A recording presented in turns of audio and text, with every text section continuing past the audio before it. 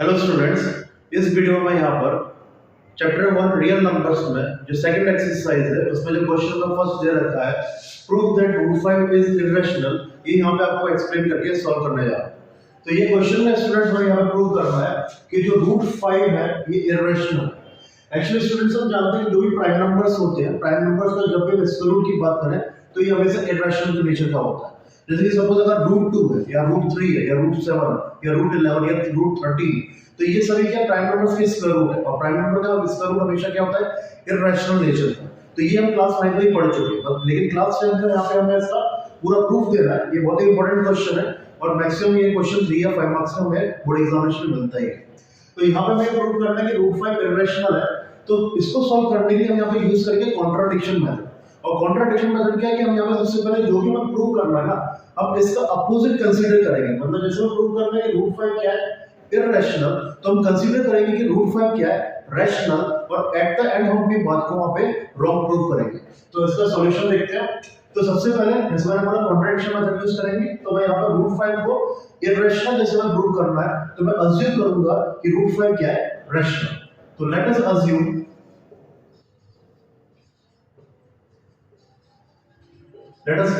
that root 5 is rational। तो हमें जैसे इसको इरेशनल प्रूव करना है तो हम इसका अपोजिट कंसीडर करके चलेंगे कि रूट 5 क्या है रैशनल। तो इस टाइप के क्वेश्चन को सॉल्व करने के लिए हमारे पास ये मेथड है कि अब सबसे पहले जो भी हमें इरेशनल प्रूव करना है अब उसको बिगिनिंग में रैशनल मान के चलेंगे। तो जैसे मैंने इसको रैशनल माना है अभी, तो अगर मैंने इसको रैशनल माना है रूट 5 जैसे कि रैशनल है, तो हम जानते हैं रैशनल नंबर्स क्या होते हैं a अपॉन b फॉर्म में। तो इसलिए हम लिख सकते हैं कि जो रूट 5 है वो a अपॉन b के इक्वल है।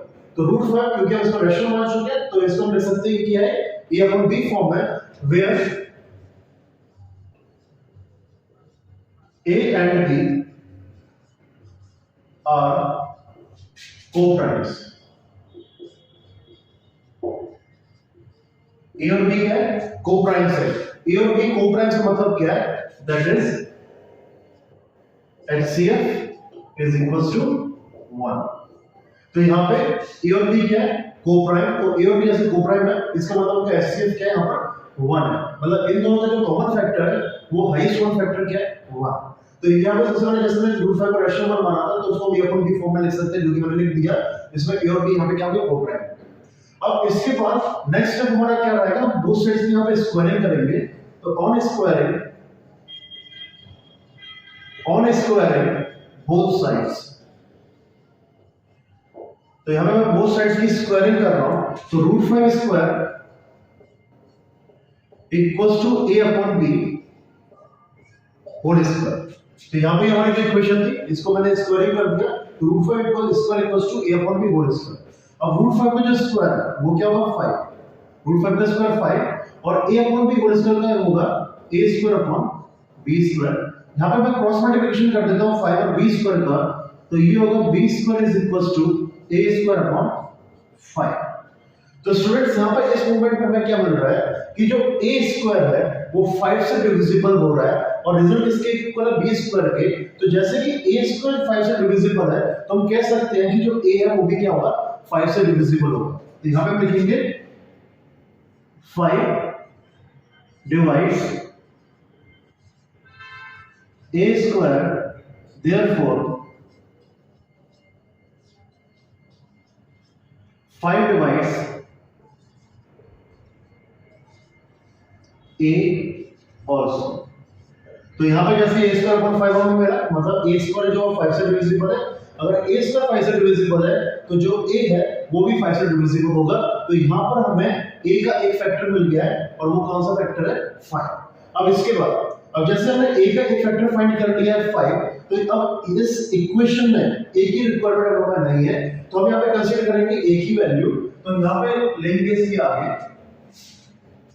तो यहाँ पर जैसे b square equals to a square upon 5 हमारे पास यहाँ पे इक्वेशन है b square equals to a square upon 5 और a का हम फैक्टर यहाँ पे फाइंड कर चुके हैं। तो इस वजह से अब मैं यहाँ पे इस इक्वेशन में a को रिप्लेस कर देता हूँ और a को यहाँ पे रिप्लेस करेंगे किससे, जैसे कि हमें स्क्वायर रूट ऑफ 5 का रैशनल प्रूव करना है तो यहाँ पर हमारे पास 5 है तो a को हम रिप्लेस करेंगे किससे 5c से। तो a को हम यहाँ पे रिप्लेस करने जा रहे हैं 5c से। c तो यहाँ पे हो गया एक कांस्टेंट और 5 यहाँ पे क्या है, क्योंकि मुझे यहाँ पे √5 को रेशनल प्रूव करना है इसलिए मैंने यहाँ पे 5 लिखा। अगर सपोज मुझे √3 को रेशनल प्रूव करना होता तो यहाँ पे 3 लिखते।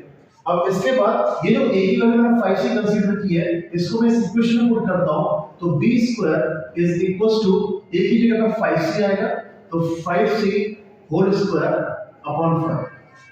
अब इसके बाद b square is equals to 5 square 25 c square upon 5 से 25 कैंसिल 5 तो ये हो गया b square is equals to 5c square 5 को क्रॉस मल्टीप्लिकेशन कर देते तो b स्क्वायर इज अपॉन 5 तो b square upon 5 is equals to हो गया c स्क्वायर। तो इस मोमेंट पर हमें क्या मिलता है कि जो b स्क्वायर है वो 5 से डिवाइड होगा और रिजल्ट इसके इक्वल है c स्क्वायर के। तो जब b स्क्वायर 5 से डिविजिबल है तो जो b है वो भी क्या होगा 5 से डिविजिबल होगा। तो यहां पे इसके आगे लिखते हैं कि 5 divides b square therefore 5 divides b also। अब स्टूडेंट हमें यहाँ पे देखना पड़ेगा कि यहाँ पे मुझे क्या मिला था कि a जो है वो 5 से डिवाइड होगा मतलब a का एक फैक्टर मिल गया था 5 और यहाँ पे हमें b का फैक्टर क्या मिल गया 5। अब जब a का फैक्टर 5 और b का भी फैक्टर 5 है तो इस मोमेंट में हमें क्या मिल रहा है a और b का जो HCF है वो यहाँ पे 5 होगा। लेकिन इस मोमेंट में a और b का HCF क्या था 1 था। तो यहाँ पे कॉन्ट्रडिक्शन हो रहा है कि इस पॉइंट पे हमारे पास a और b का जो HCF है वो 5 है, स्टार्टिंग में a और b का जो HCF है वो 1 है। तो इस क्वेश्चन में जो कॉन्ट्रडिक्शन की बात होती है वो यही कॉन्ट्रडिक्शन है कि यहाँ पे हमारे पास a और b का HCF 5 आ रहा है और स्टार्टिंग में a और b का HCF क्या था 1 था। तो ये कॉन्ट्रडिक्शन हो रहा है कि यहाँ पे कुछ और निकल रहा है, स्टार्टिंग में कुछ और अज्यूम करने चले थे। तो ये जो कॉन्ट्रडिक्शन आ रहा है, कॉन्ट्रडिक्शन क्यों आ रहा है क्योंकि हमने जो अज्यूम किया था हमने रॉन्ग अज्यूम किया था। तो करेक्ट अजम्पशन क्या होगा कि ये √5 इररेशनल। तो यहाँ पे हम इसके बाद 2-3 लाइन लिखेंगे कि यहाँ पे लिखेंगे this means 5 is the HCF of A and B। Okay so हमें यहाँ पे क्या मिल गया कि 5 जो है वो HCF इसका A और B का और ये कॉन्ट्रडिक्ट कर रहा है। This contradicts the fact that this contradicts the fact that A and B are co-prime। तो यहां पे ये जो पॉइंट है ये वाला पॉइंट कॉन्ट्रडिक्ट कर रहा है कि A और B के हमने मान के चले थे co-prime। तो यहां पे कॉन्ट्रडिक्शन क्यों आ रहा है क्योंकि हमारा जो assumption था वो रॉन्ग था। This contradiction has arisen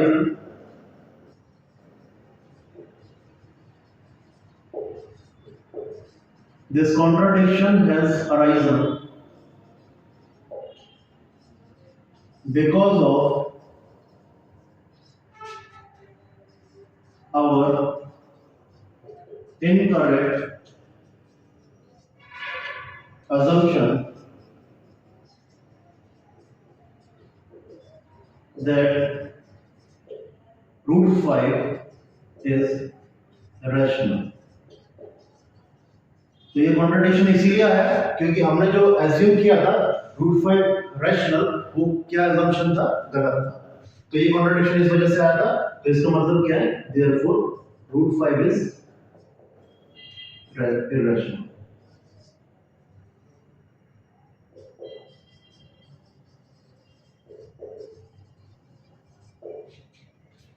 तो स्टूडेंट्स ये है इस क्वेश्चन नंबर 1 का सॉल्यूशन। इस तरीके से हमें क्वेश्चन को इसको सॉल्व करना होता है। अगर स्टूडेंट्स √5 की जगह सपोज √2 आ जाए या √3 आ जाए या सपोज √7 आ जाए तो हमारा जो क्वेश्चन का प्रोसीजर वो एज इट इज रहता है। बस हमें यहाँ पे चेंज क्या करना पड़ता है। जैसे हमने यहाँ पे सपोज अगर √2 होता तो उस केस में हम यहाँ पे बताते कि a का एक फैक्टर 2 है b का भी एक फैक्टर 2 है तो दोनों का HCF 1 की जगह पे क्या हो गया 2। तो ये कॉन्ट्रडिक्शन हो गया क्यों हमारे इनकरेक्ट असम्पशन की वजह से। तो करेक्ट जो क्या होगा √2 इज इररेशनल। तो इस तरीके से हम इसी टाइप के डिफरेंट क्वेश्चन सॉल्व कर सकते हैं। स्टूडेंट इसमें अभी मैंने √5 को इररेशनल प्रूव कर दिया। अब कंटिन्यूटी में मैं यहाँ पे और क्लियर करने के लिए कॉन्सेप्ट को प्रूव करने जा रहा हूँ √3 को भी इररेशनल।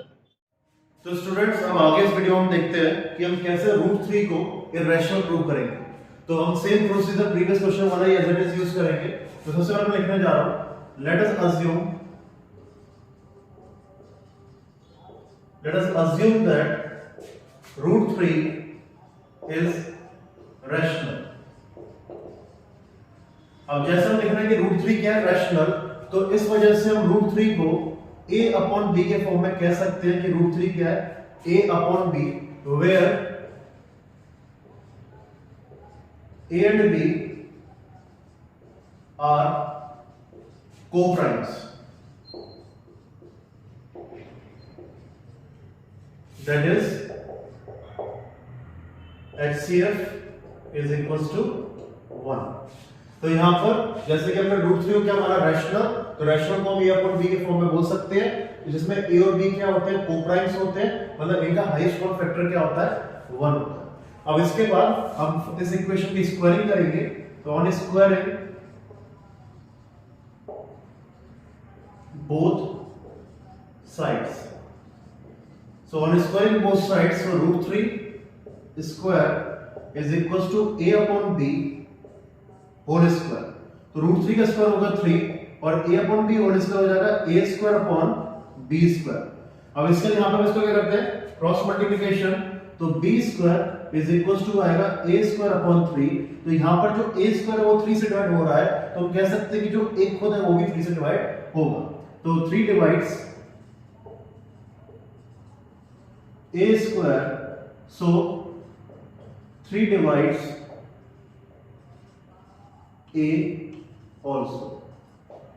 तो स्टूडेंट्स यहां पे हमारे पास a का एक फैक्टर मिल गया और a का एक फैक्टर क्या है, 3।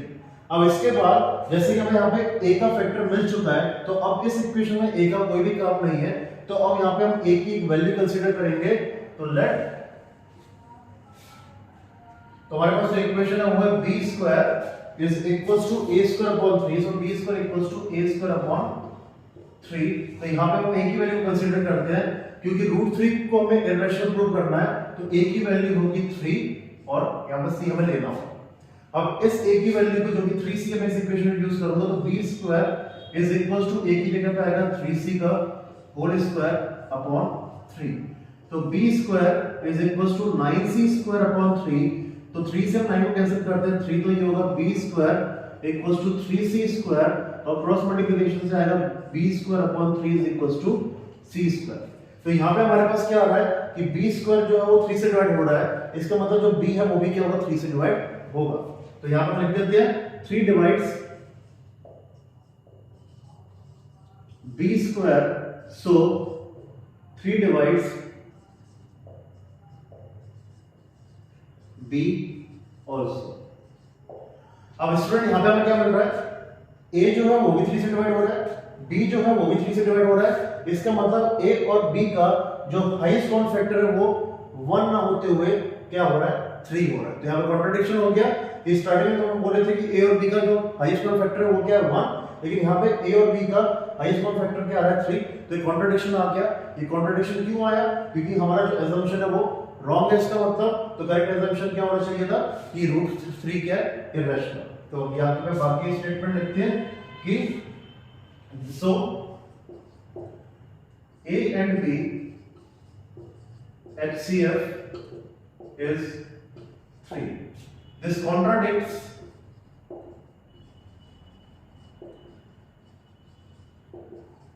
the fact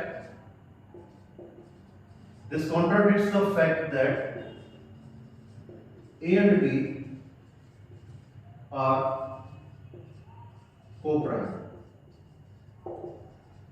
So this contradiction has arisen